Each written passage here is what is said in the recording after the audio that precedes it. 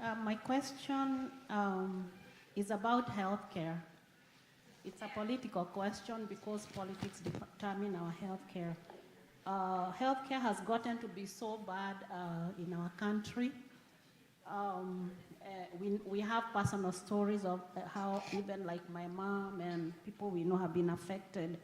How will the next government, which I hope you'll be the president, how are you going to hold practitioners, doctors, and hospitals accountable for what they do like we do here? Okay, well, let's go to the back. Yes, go ahead and ask. Thank you. My name is Dana Korir, and I have a question for the Honorable. So happy that your book is out. I found it at Amazon, and I'm happy that you said if you want to see the other side of you, find you in the book. And I'm glad I've seen a part. So mine, for one, is not a political question. It's actually a question in the book. You wrote about coming from the village to going towards the city and how you are trepidatious and you are happy that your father was there to take you to school and you ended up in Nairobi school and you gave your journey basically. And my question to you is more towards gender equality. A couple of days ago, we heard about what happened in Buterere. Is that it? Buterere. Add an area at the end. Buterere girls, right? And it's still ongoing, and it's the topic right now. My question to you, based on what you have said in terms of where you are today, your father thought you should be a teacher, but he still supported you to be a lawyer. Where are the girls that are being supported to be the next Martha Karuas? Where are we seeing them being mentored into being the next so that we can see balanced governments, that we can see balanced positions, that we can see balance in all those areas where it's not you just look and girls don't see, young girls don't see those who look like them or aspire to be them. What is your thoughts around building those that girls can be able to look up and one day say, I saw a Martha Karua standing and I'm standing because I'm the next. Thank you. Thank you, Martha. Diana. Questions short, please. Let's keep them short. My name is Samuel Ndogo. Mine is election process. Does the Constitution of Kenya require to have a national tallying station? Because election is done at the polling station and it's manual, just like here. But there's a process of transmitting from the polling station to Nairobi. That's what the problem lies. Is there a requirement to have a national tallying station? Or election can just be announced at the polling station? Okay. Thank you. One more, and then she can answer. Okay. Hello? Mother, yeah, you told us that by 2027, you guys have found a compromise candidate. But when we look at the people who are on the scene right now, I would love to see you as president, no question about that. But a lot of the people who are on the scene right now, basically it's people who have been there all along. And we saw from the Gen Z protests that it's about time to find a way of bringing them in. What's your strategy to bring them in and not just have the same leaders and just having, oh yeah, we'll lead you, but giving them a seat at the table. And then closely related to that is when you see Raila telling me he has one very disappointing supporter, but at the same time, when Raila went to clean Ruto, and two guys also cleaning the Gachaguas or the whoever comes from, whoever falls out with Ruto and crosses over to your side, and two guys also doing exactly what Raila is doing. Thank you. Thank you. Yeah, you can go ahead and answer. Thank you, Mheshimiwa. I'll start with that juicy one. It cannot, by the remotest imagination, be said to be the same. Gachagua joining the opposition with Raila joining Ruto and refusing to do it formally. I've already said it is unconstitutional because the law has a provision about clear drawn lines of the majority party and the minority party. Already, KK is illegally holding positions of majority. Minority, which is opposition in a presidential system, should be held. The watchdog committees, public accounts, there are 3 of them, public investments, 3 committees, total 6 committees should be in the hands of opposition. So when Raila sits, ODM sits on them, and their members are in government, they are supposed to audit Opio Wandai, energy, or Paranya, planning. They are supposed to audit Joho, mining, to audit Beatrice, East Africa. How will they audit them? What space is Gachagua missing by being a strong voice to oppose Ruto? He has no office he's holding. The members following him from UDA have even been removed from their committees in parliament. There is no parallel, but there can be a concern that the group we are showing as we stand, you may wonder, are we going to be any different? And that will come depending on our choices when it comes to who is the flag bearer. If you remember, because I can see you were an adult then, 2002. If you remember the National Rainbow Coalition, which brought in Kibaki, when Raila walked out of KANU, he brought with him such people as William Ntimama, George Saitoti, Kamodo. He brought Kalonzo, and many others, some of them who had been very vile critics of multi-party democracy. We never stopped to ask, and who are you? Our vehicle was stuck in the mud. They helped to push it out, and we won. The optics gave people the relief and the confidence that this time we shall be able to out KANU. There are people who are voting for KANU out of fear. Even now, there are people who remain in KK purely out of fear of reprisal. When we show a significant force, we give those weak people the power to come out. But as Kenyans, because I will not choose myself as a candidate.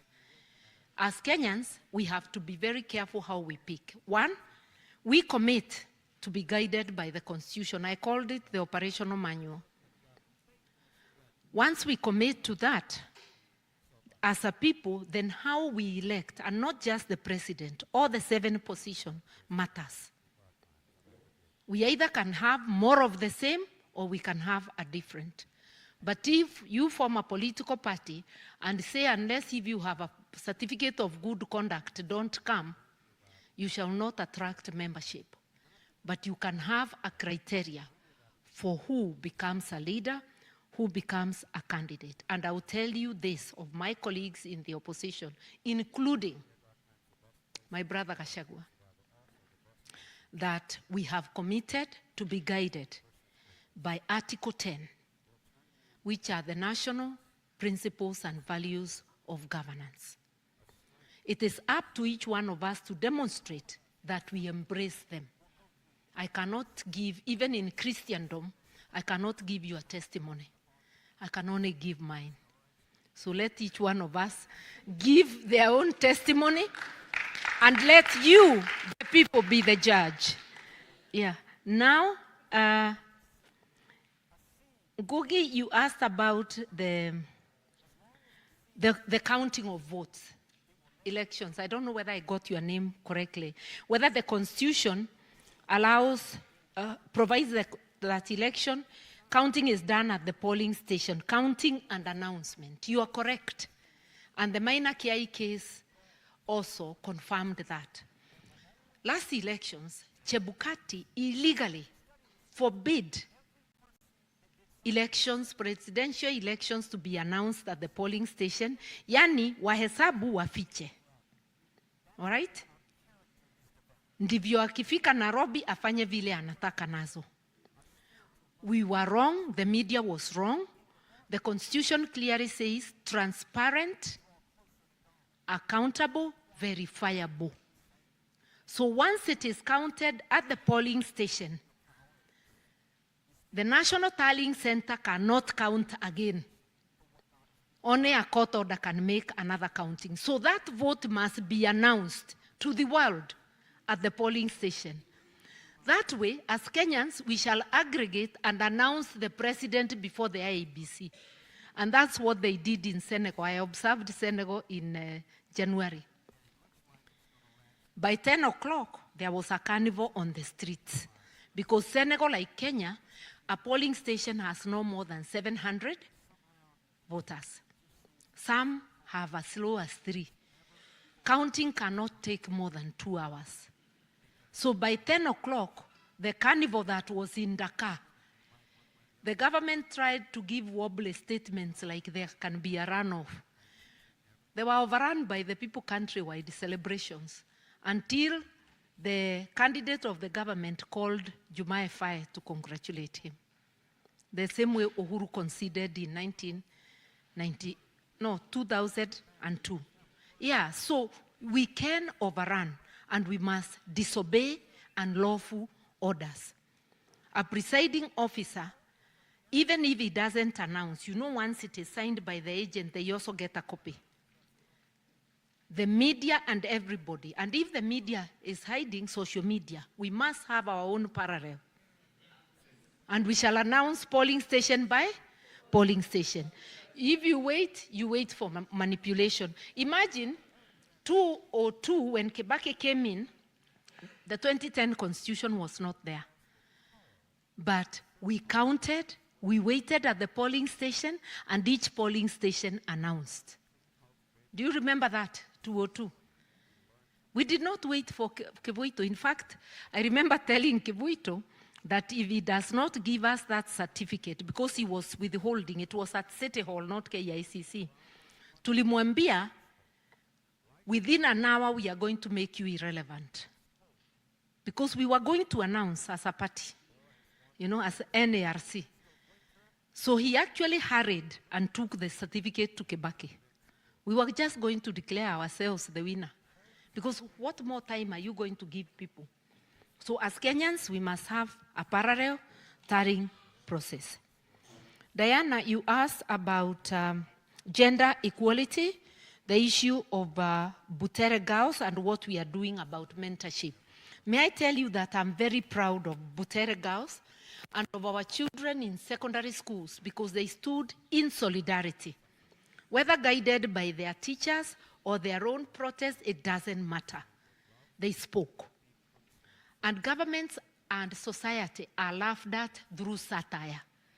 If you cannot stand satire, change your ways.